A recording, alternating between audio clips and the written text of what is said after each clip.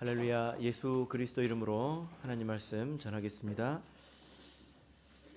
우리 다 같이 하나님 말씀 요한계시록 13장 1절에서 10절까지 말씀을 다 같이 찾겠습니다. 요한계시록 13장 1절에서 10절.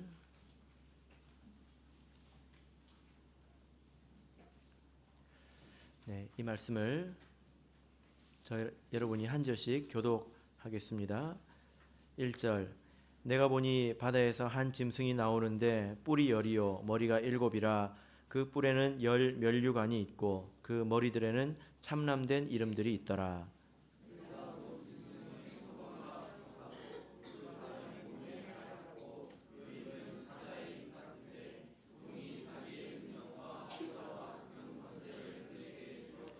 그의 머리 하나가 상하여 죽게 된 것 같더니 그 죽게 되었던 상처가 나음에 온 땅이 이상히 여겨 짐승을 따르고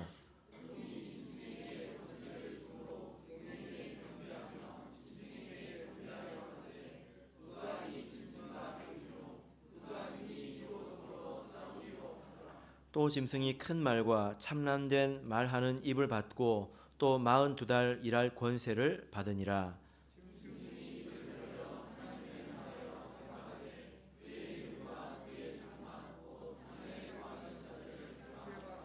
또 권세를 받아 성도들과 싸워 이기게 되고 각 족속과 백성과 방언과 나라를 다스리는 권세를 받으니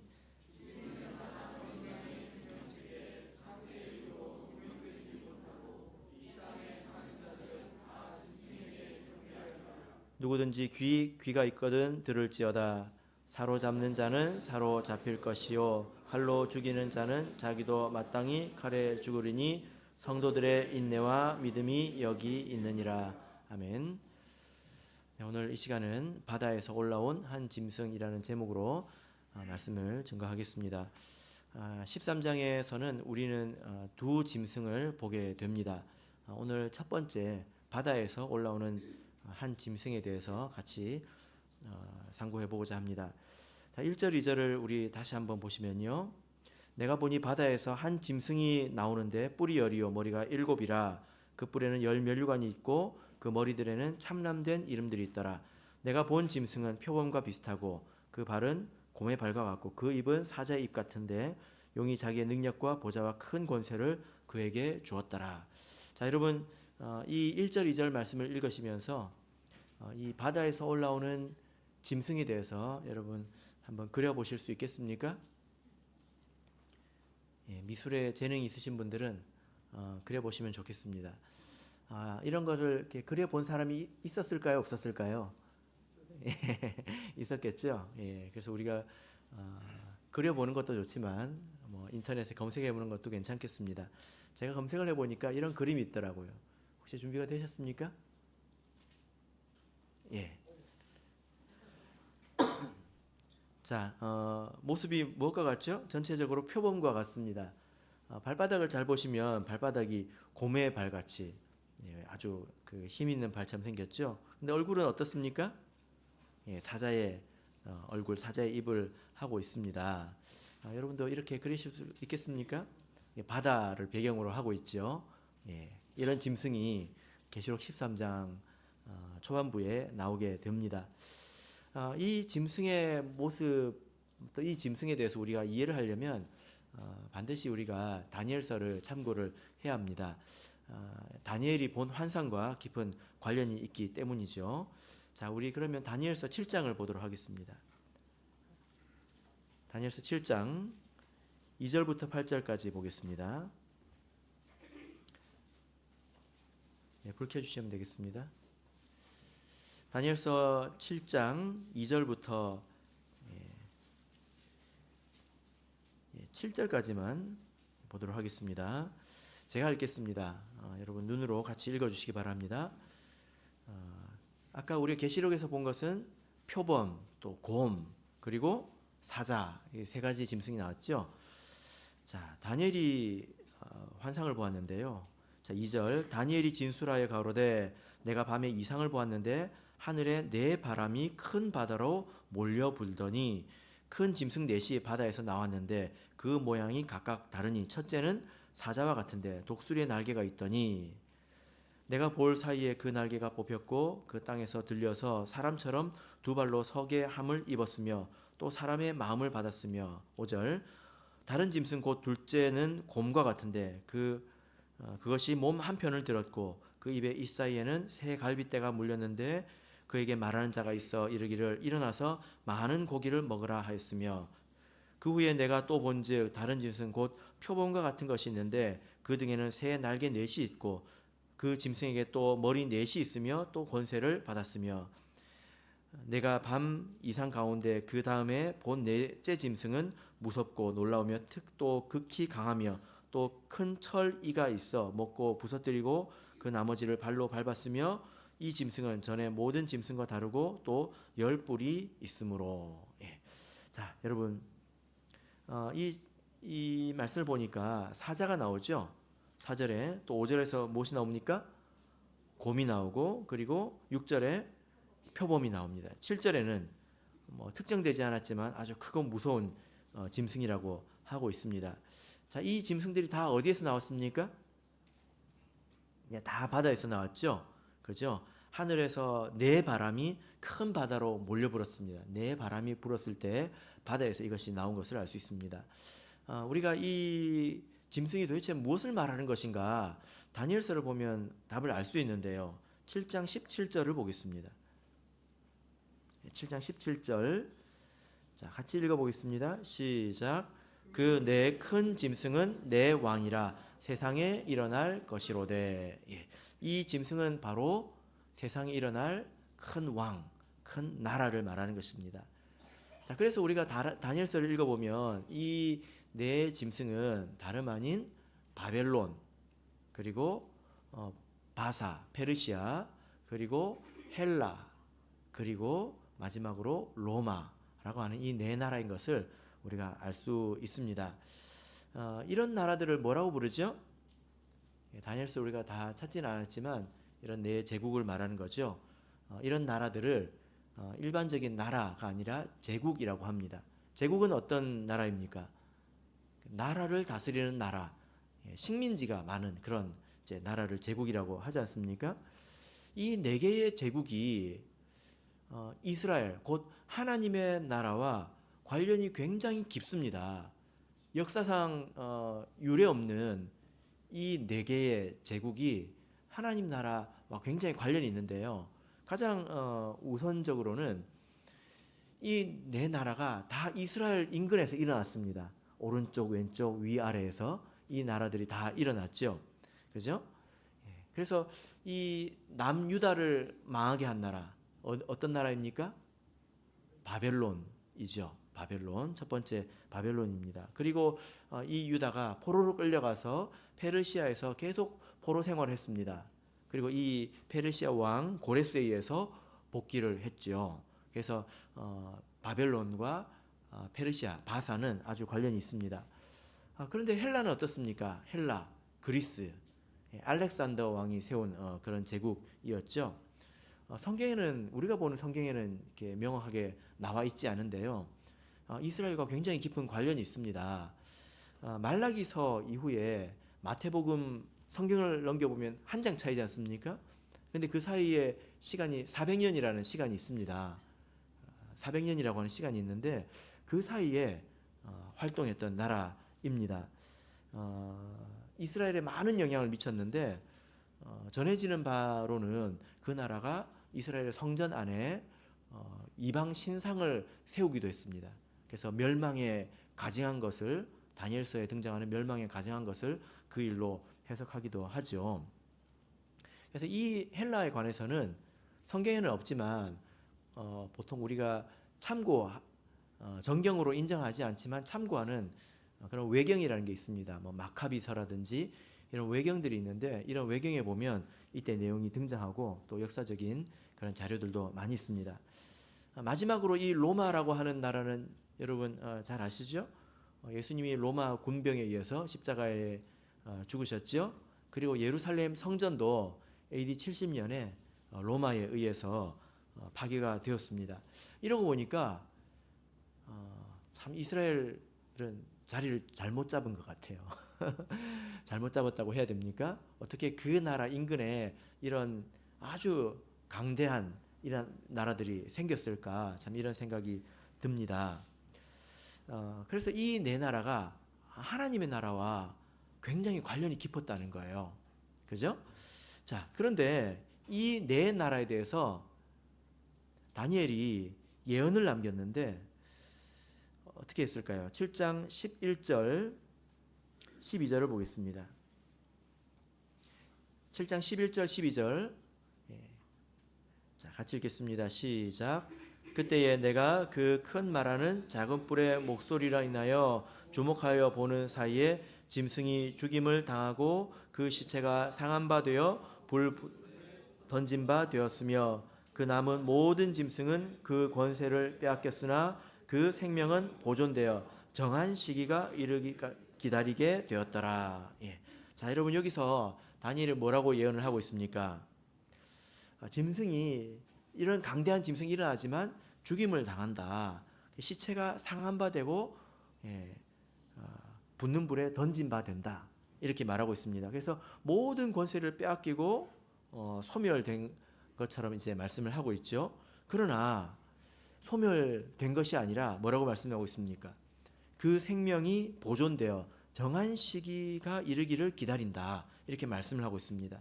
이런 제국의 이런 씨앗들이 아직 살아있다는 것입니다. 하나님의 계획 속에서 살아있다라는 거죠. 자, 다니엘로 보자면 이 페르시아 그리고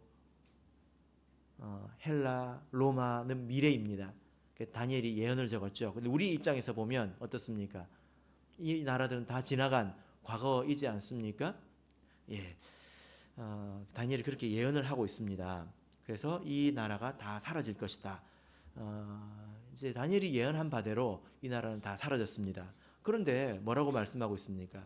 정한 때가 되면 다시 이런 나라가 등장할 것이다. 이렇게 말씀을 하고 있는데 언제 등장을 할까요? 예, 바로 계시록 13장에 이르러서 등장하는 것을 볼 수 있습니다. 계시록 13장에 있는 이 짐승이 바로 그 짐승이 다시 살아난 것이죠. 자, 계시록으로 다시 돌아와서 보자면 이 짐승의 모습은 어떻습니까? 아까는 짐승이 하나하나의 모습으로 등장했잖아요. 그죠? 그런데 마지막 계시록 13장에서 등장하는 이 짐승은 이 낱개의 짐승들을 하나로 합쳐놓은 듯한 가장 강력한 것만 합쳐놓은 듯한 그런 모습을 볼 수 있습니다. 곰이 어디에 힘이 있습니까? 곰이 이게 손바닥에 힘이 대단하잖아요. 그죠? 사자는 이렇게 입에 있습니다. 표범은 빠르잖아요. 그래서 다니엘서를 보면 몸통에 날개를 4개나 달고 있습니다. 얼마나 빠르면요. 이런 것들을 다 장점만 취해서 하나로 등장하고 있는 것을 볼 수가 있습니다. 그래서 굉장히 파괴적일 것이다. 이것을 암시하고 있죠. 자, 그래서 이 계시록 13장에서 이 짐승도 마찬가지로 바다에서 올라오지 않습니까? 그죠? 예. 다니엘서에서도 어디서 왔죠? 바다에서. 그리고 계시록에서도 바다에서 올라온다는 것입니다. 자, 그래서 이 짐승은 다니엘서와 일관성 있게 본다면 바로 세상의 왕이라는 겁니다. 그리고 나라라는 거죠. 어떤 그 정치적인 그런 힘을 가지고 있는 물리적인 힘을 가지고 있는 어떤 국가가 될 것입니다. 이렇게 보는 것이 일관성이 있죠. 대부분 계시록을 보시는 분들 가운데서 이 부분에 대해서는 거의 이견이 없이 통일이 되는 것 같습니다. 자, 그러면 이 짐승이 도대체 무엇이냐? 아까는 뭐 바벨론, 바사, 헬라, 뭐 로마 이런 나라를 이야기를 했는데 계시록 13장에 등장하는 이 짐승은 도대체 그러면 무엇이냐? 이것은 우리가 아직 모르죠. 그죠? 왜냐하면 아직 등장하지 않았기 때문입니다. 그러나 계시록을 해석하는 입장에 따라서 이것을 특정하기도 하는데요. 사람들이 아주 구체적인 것을 이렇게 좋아하기 때문에 또 분명한 것을 좋아하잖아요. 단순하게 이건 이거야 이렇게 말해주는 것을 좋아하지 않습니까? 그래서 이렇게 주장하는 분들도 뭐 좀 더러 있는 것 같습니다. 한때 이 바다에서 올라오는 이 짐승을 이유라고 한 적이 있습니다. 들어보신 적이 혹시 있으십니까? 우리 성도님들은 계시록에 별로 관심이 없으신가요? 예. 유럽연합, EU가 유럽연합이잖아요. 그죠? EU가 1950년대에 창설이 되었습니다. 1953년인가 이제 그런데요. EU가 창립이 됐을 때 드디어 짐승이 나타났다 이렇게 말하는 사람들이 굉장히 많았다고 합니다. 저는 그때 태어나지도 않아서 잘 모르겠지만 많았다고 합니다. 왜냐하면 1948년 그 인근이지 않습니까? 그때 이스라엘이 독립을 했거든요. 그래서 성경을 이렇게 문자적으로 이렇게 보려고 하는 사람들 입장에서는 이스라엘이 독립하는 것이 굉장히 큰 신호로 여겨졌다는 거예요. 그때 이유가 생기니까 예사롭게 보이지 않았던 것입니다. 왜냐하면 로마가 그쪽이거든요. 왜 이유를 그렇게 생각했을까 하고 제가 자료를 막 찾아보니까 이 로마라고 하는 나라가 그쪽이잖아요. 유럽 쪽이지 않습니까? 나중에 로마가 쫙 흩어지면서 이유가 이 로마의 부활로 여겨졌다라는 것입니다. 그렇게 주장하는 사람들이 좀 더러 있었습니다. 그런데 특히 그분들이 뭐라고 주장했냐면 계시록 13장에 보면 짐승의 뿔이 10개잖아요. 그죠? 그래서 이유가 가입국이 10개가 되면 이제 본색을 드러내고 뭔가 일어날 것이다. 이런 이야기가 많았습니다. 근데 개수가 계속 늘어나가지고 지금 몇 개국일까요? 제가 세보니까 27개국이더라고요. 영국이 빠져나가는 바람에 27개국이 되었습니다. 이렇게 주장하신 분들이 좀 민망해지지 않았을까 이렇게 생각이 되는데요. 우리는 이런 그 결과에 대해서 이제 너무 섣불리 말하고 또 단정하고 관심을 가지는 것보다는 성경에서 이 짐승에 대해서 무엇라고 말하고 있는가 이것을 먼저 아는 게 더 중요하지 않겠습니까? 자, 그래서 우리 1절을 다시 한번 보겠습니다. 계시록 13장 1절 자, 읽겠습니다. 시작. 내가 보니 바다에서 한 짐승이 나오는데 뿔이 10이요 머리가 7이라 그 뿔에는 10 면류관이 있고 그 머리들에는 참람된 이름들이 있더라. 예. 자, 이 짐승은 뿔이 몇 개입니까? 10개. 그리고 머리는 7개 이렇게 말하고 있습니다. 이 뿔과 머리가 무엇을 말하는가 우리가 계속 찾아보고 노력을 해야 되겠지만 우선 이 뿔은 힘을 말하고 그리고 머리는 지혜를 말하는 것입니다. 12장 3절을 보시면요. 용에 대해서 이야기를 하고 있는데요. 용은 어떻습니까? 하늘에 또 다른 이적이 보이니 보라 한 큰 붉은 용이 있어 머리가 7이요 뿔이 10이라. 우리가 알기로 이 용은 사단을 말하는 거지 않습니까? 사단. 그래서 사단도 동일하게 머리가 7이고 뿔이 10이라는 것입니다. 그런데 여기 보면 똑같은데 다른 게 있어요. 뭐가 다르죠? 순서가 다릅니다. 순서가. 용에 대해서는 머리가 7이요 뿔이 10이라 이렇게 말하고 있고 이 짐승에 대해서는 뿔이 10이요 머리가 7이다 이렇게 말하고 있습니다.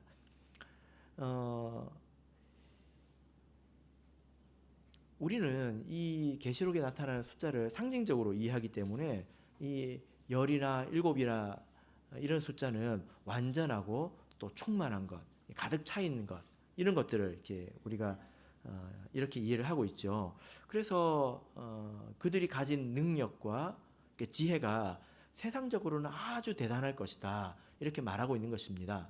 그렇게 볼 수가 있습니다.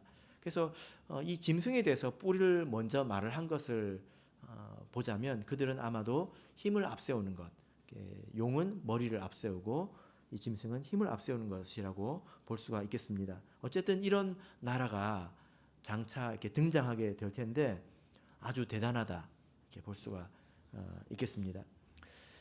지금 세상에서 가장 압도적인 나라는 어디입니까? 예, 미국이라고 하는데 동의하십니까? 미국을 그 부르기를 천조국이라고 부르는 것을 혹시 들어보셨습니까?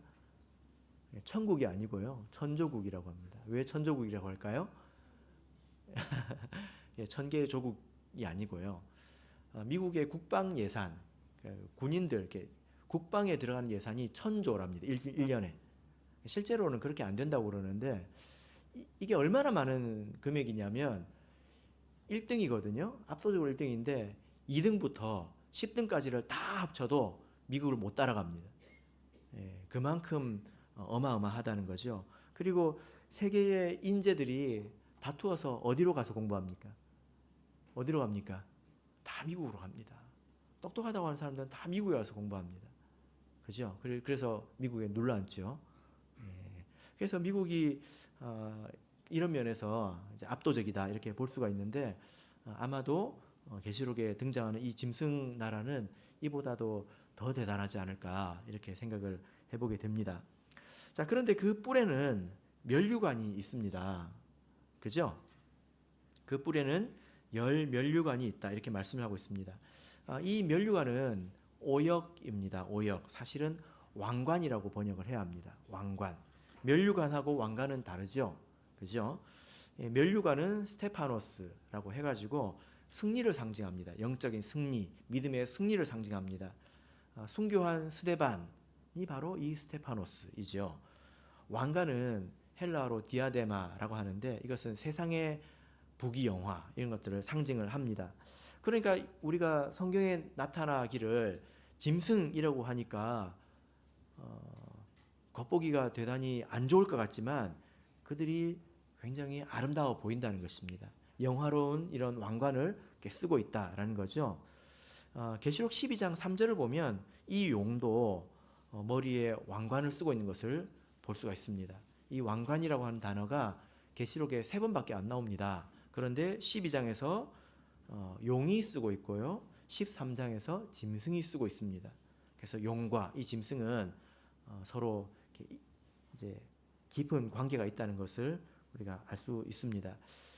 어쨌든 이 용이나 짐승이나 흉내내기를 아주 좋아합니다. 우리 성도들이 영광의 면류관을 쓰고 있기 때문에 그들은 세상의 왕관을 쓰고 있다는 것입니다. 여러분 우리가 눈을 잘 닦아야 합니다.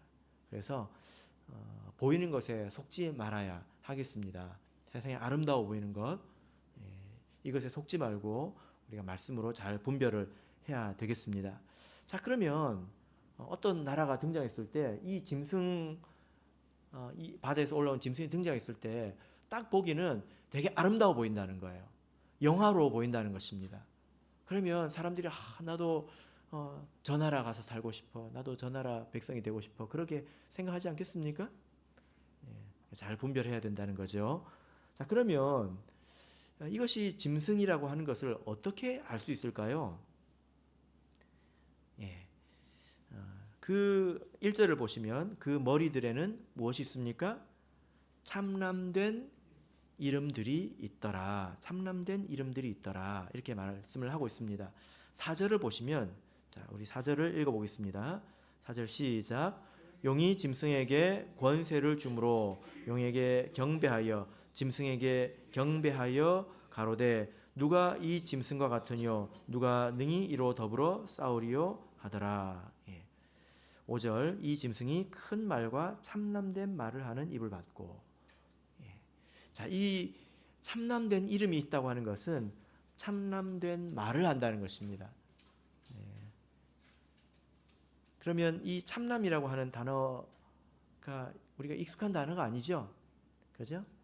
우리 학생부 참남이라고 하는 단어의 뜻이 뭡니까? 학생부 눈을 피하고 있습니다.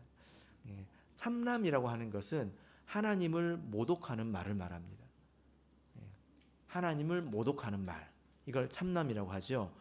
똑같은 단어가 6절에도 있는데 6절에는 회방이라는 단어로 번역이 됐습니다. 좀 아쉽죠. 일관되게 번역을 했으면 좋았을 텐데요. 짐승이 입을 벌려 하나님을 향하여 회방하되 하나님을 향하여 참남된 말을 했다는 것입니다. 그래서 우리가 어떤 말이 하나님을 모독하는 말인지 이런 걸 알아야 짐승이인지 아닌지를 알게 되겠죠. 그죠?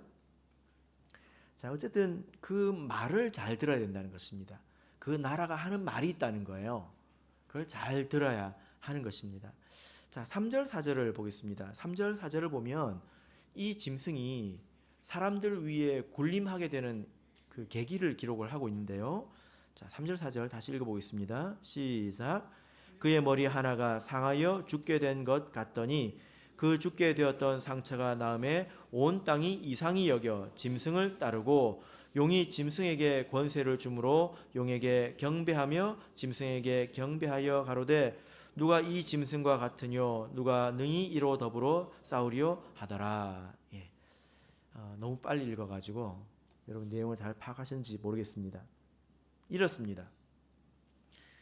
머리 하나가 상해서 죽게 되었는데 그런데 그 상처가 나아서 온 땅이 굉장히 놀랬다는 것입니다. 아주 기이 여기고 놀랬다는 것입니다. 그래서 용이 그에게 권세를 주니까 큰 힘을 얻어서 그 짐승이 용을 경배하고 사람들을 이제 지배했다는 거죠. 이것이 그 계기인데 어떤 일이 있는 것일까요? 머리가 상하여 죽게 되었는데 낫게 되었다. 어떤 대단한 위기를 극복했다는 것을 말하는 것일까요? 여러분, 어떤 한 나라가 대단한 위기를 극복했다고 해서 사람들이 놀라고 그리고 막 따를까요? 참 이 부분이 신비로운 부분인데요.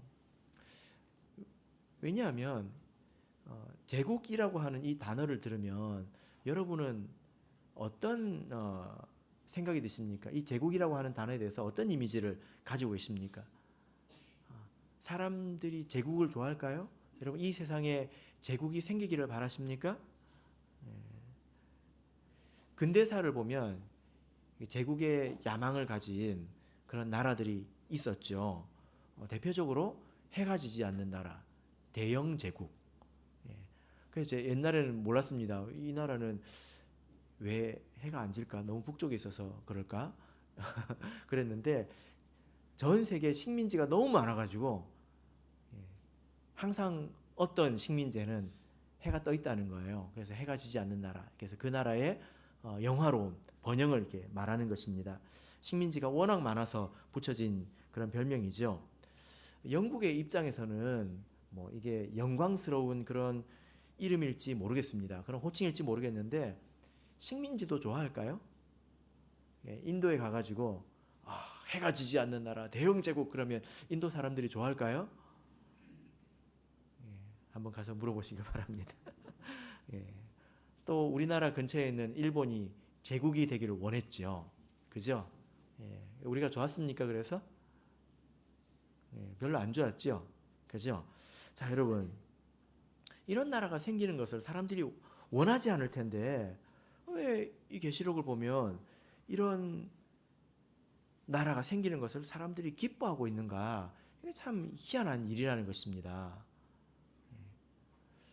그 힌트를 우리가 본문에서 찾아보자면 3절에서 머리 하나가 상하여 죽게 된 것 같더니 할 때 이 상하여 머리 하나가 상했다 이 단어를 이렇게 우리가 찾아보면 이 단어가 죽이다 살해하다 뭐 이런 단어가 이렇게 좀 변형이 된 것이거든요.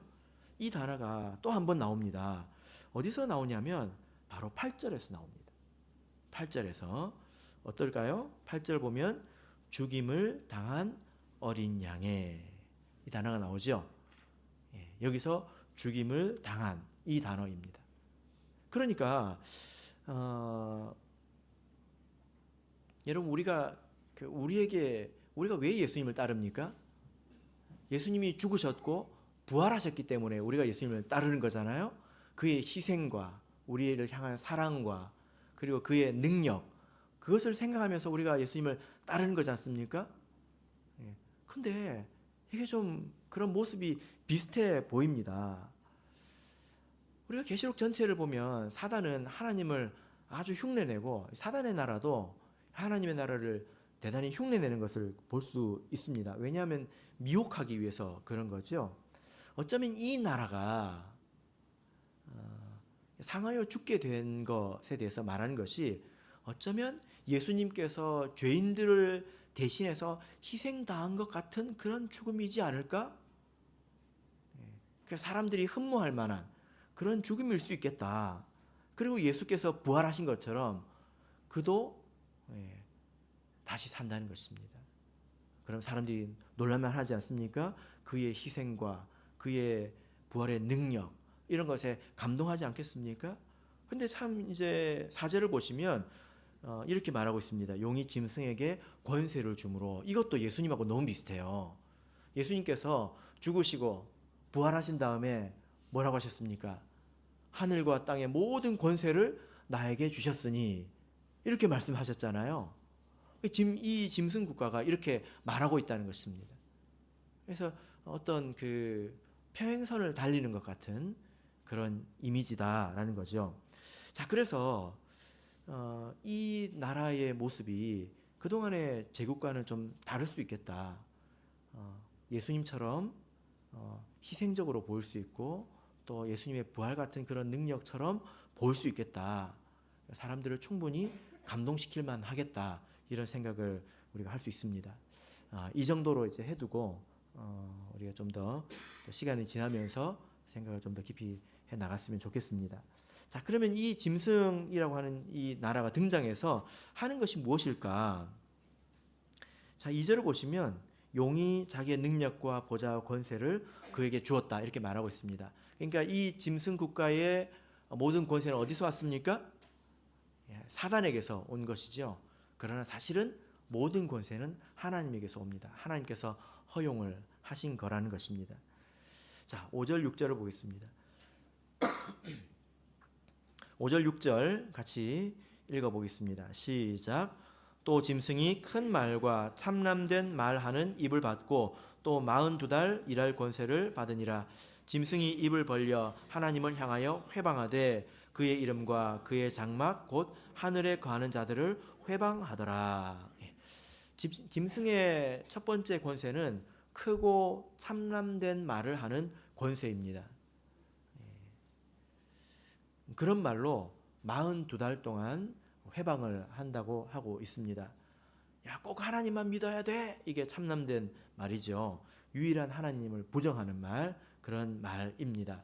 근데 그런 말을 굉장히 영향력 있게 하고 있다는 말이에요. 우리가 그냥 대번에 생각하기에 아니 뭐 누가 뭐라고 해도 내가 하나님 잘 믿으면 되지. 누가 뭐라고 말해도 내 귀를 닫으면 되지. 이렇게 생각할 수 있잖아요. 네, 그렇지 않을 수 있다는 것입니다. 이와 유사한 상황이 성경에 등장하는데, 자, 이사야서를 보겠습니다. 이사야서 36장을 보겠습니다. 이사야서 36장 1절입니다.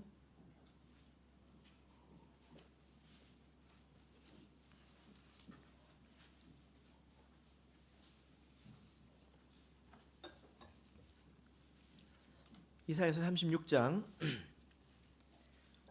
1절 읽겠습니다. 시작.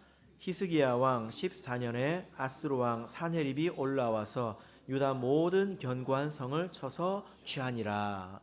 자, 여러분 이때가 어떤 상황이냐면 아수르라고 하는 나라가 북이스라엘, 이스라엘이 북이스라엘과 남유다로 이렇게 나눠졌잖아요. 북쪽에 있는 이스라엘이 사실 더 강성한 나라였습니다. 왜냐하면 이 지파가 10개거든요. 근데 이 북이스라엘이 아수르한테 완전히 망했습니다. 그리고 남유다에 있는 많은 성읍들도 아수르에 함락되었고 지금은 예루살렘 성 하나만 딸랑 남았어요. 이게 포위가 되어 있습니다. 그 안에서 이제 죽을 지경이에요. 그때 이 랍사게라고 하는 이런 그 아수르의 장군이 와서 이스라엘을 괴롭히는데 어떻게 괴롭힐까요? 이 사람이 히브리 방언을 합니다. 자, 18절부터 보겠습니다. 18절부터 20절 이렇게 말하고 있습니다. 자, 같이 읽어보겠습니다. 시작. 혹시 히스기야가 너희에게 이르기를 여호와께서 우리를 건지시리라 할지라도 꾀임을 받지 말라. 열국의 신들 중에 그 땅의 아수르 왕의 손에서 건진 자가 있느냐? 하맛과 아르밧의 신들이 어디 있느냐? 스발와임의 신들이 어디 있느냐? 그들이 사마리아를 내 손에서 건졌느냐? 이 열방의 신들 중에 어떤 신이 그 나라를 내 손에서 건져내었기에 여호와가 능히 예루살렘을 내 손에서 건지겠다 하셨느니라. 뭐라고 말하고 있습니까? 여호와가 너희를 구할 것이다 라는 그 말을 믿지 마라. 믿지 마라. 히스기야가 너희들에게 그렇게 말해도 믿지 마라. 이렇게 말하고 있습니다. 내 손에 죽지 않고 살아난 나라가 어디 있느냐? 내 손에서 그들을 구한 신들이 어디 있느냐? 너희들 지금 다 죽지 않았느냐? 이제 요거 남지 않았느냐? 믿지 마라 하고 있습니다. 목숨이 걸려 있습니다. 그럼 이 안에서 이스라엘 백성이 그 말을 들을 때마다 어떻겠습니까?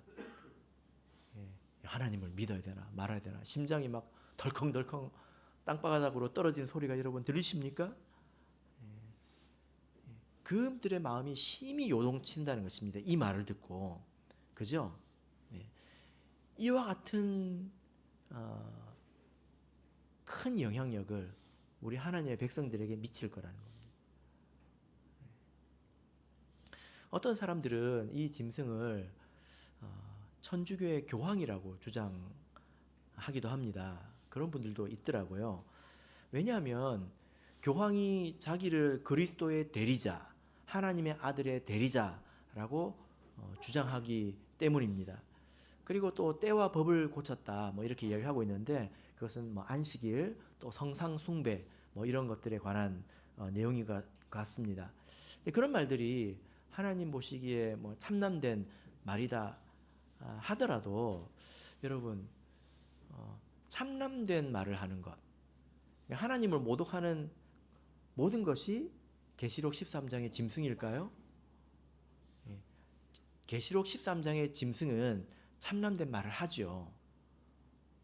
그런데 하나님을 모독하는 것이 짐승일까요?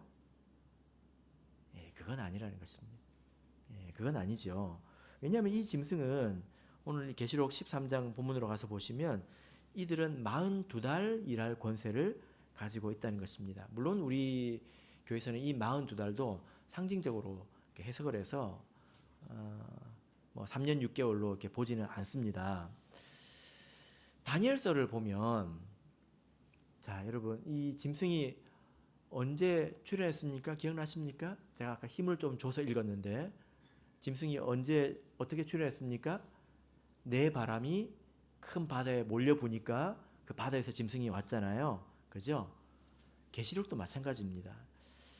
이 짐승도 바다에서 나오는데 이 네 천사가 있습니다. 네 천사가 풀리는 때가 있죠.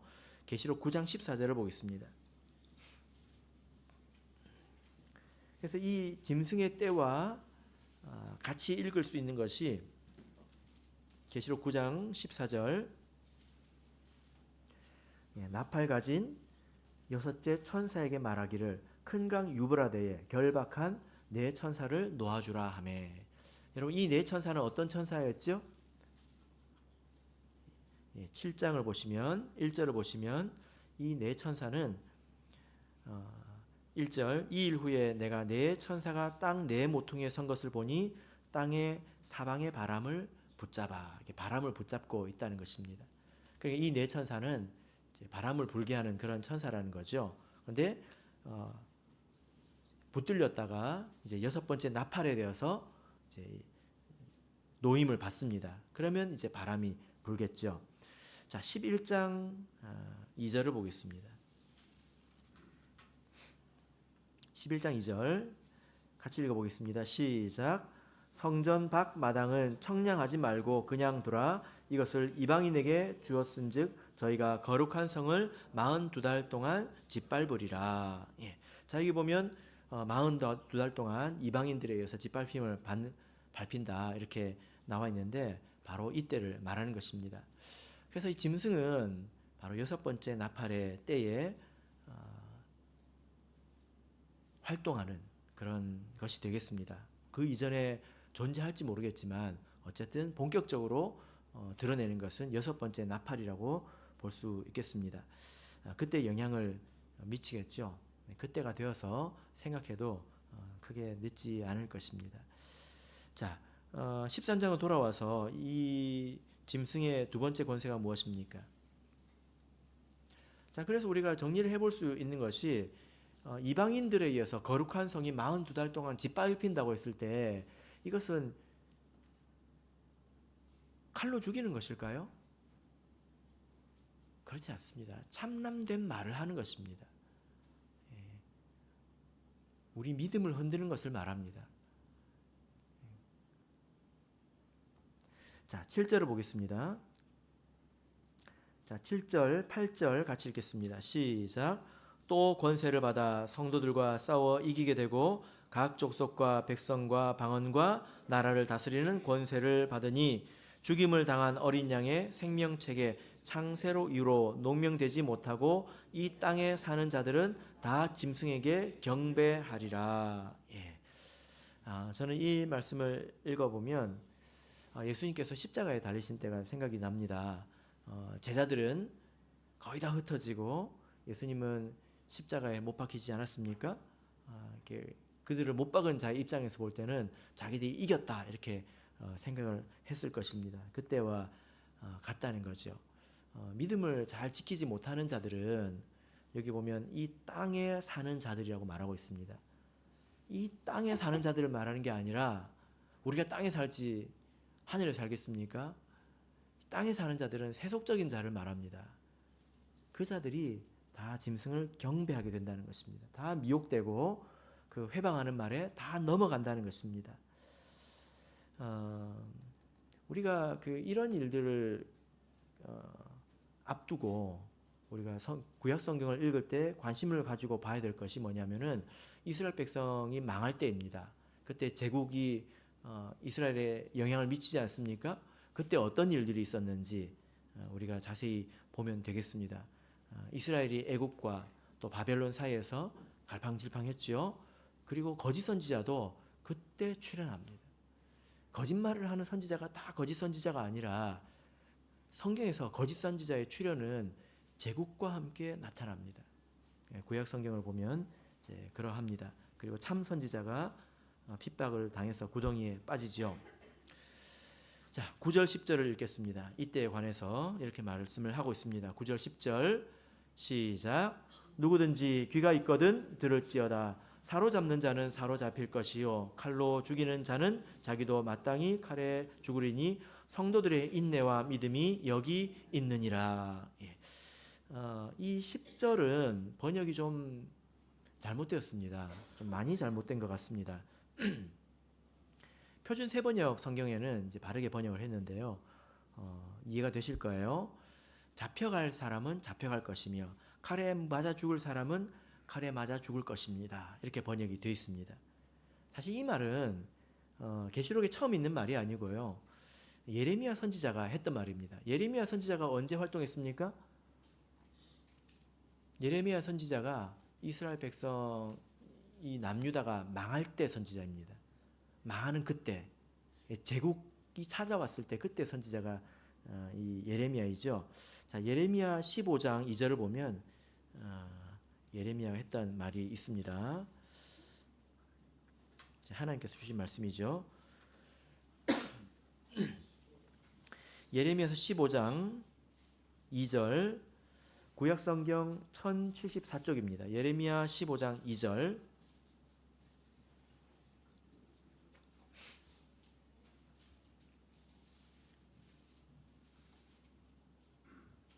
자, 읽겠습니다. 시작. 그들이 만일 내게 말하기를 어디로 나가려 하거든 너는 그들에게 이르기를 여호와의 말씀에 사망할 자는 사망으로 나아가고 칼을 받을 자는 칼로 나아가고 기근을 당할 자는 기근으로 나아가고 포로될 자는 포로됨으로 나아갈지니라 하셨다 하라. 예. 이 말씀의 뜻이 무엇이냐면요. 예레미야 시대에 이스라엘 백성이 바벨론에게 이렇게 망했습니다. 이렇게 포로로 끌려왔죠. 그죠? 근데 그 전에 하나님께서 숱하게 많은 메시지와 경고로 그들을 권면하셨습니다. 그런데 이 백성이 들었을까요? 안 들었습니다.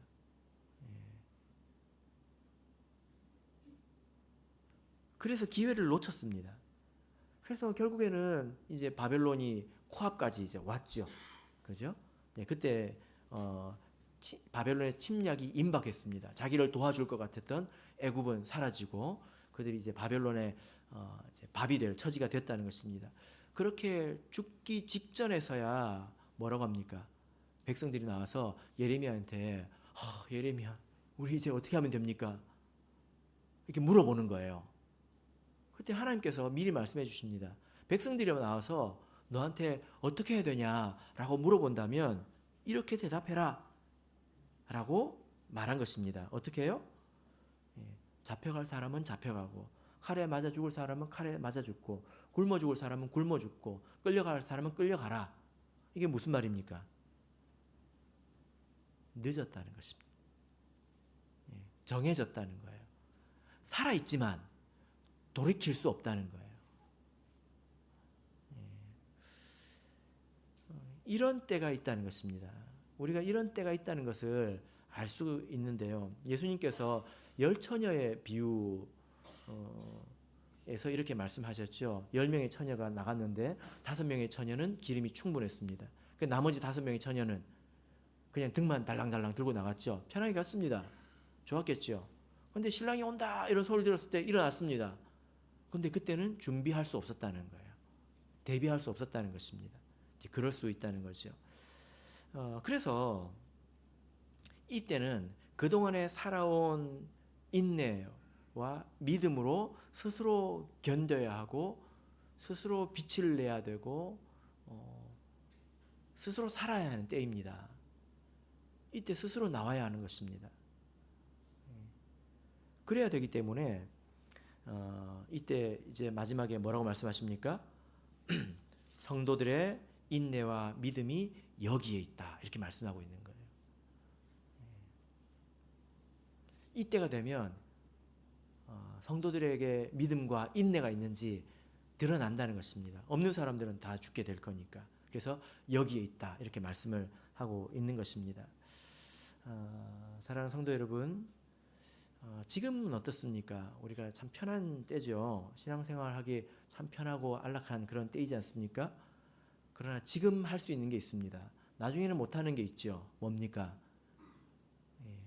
믿음과 인내를 쌓아 올리는 것, 기름을 예비하는 것, 이거는 지금 할 수 있는 것입니다. 나중에 그때가 되면 내가 못한다는 거예요. 이방인들에게 짓밟히게 되고 그 짐승에 회방하는 말, 참람된 말에 내 마음이 무너져서 믿음을 버릴 거라는 것입니다. 미혹된다는 말입니다. 그러면 죽게 되겠죠. 그러므로 지금 깨어서 기름을 예비하는 그런 지혜로운 슬기로운 그런 성도가 되기를 예수 그리스도 이름으로 축복합니다.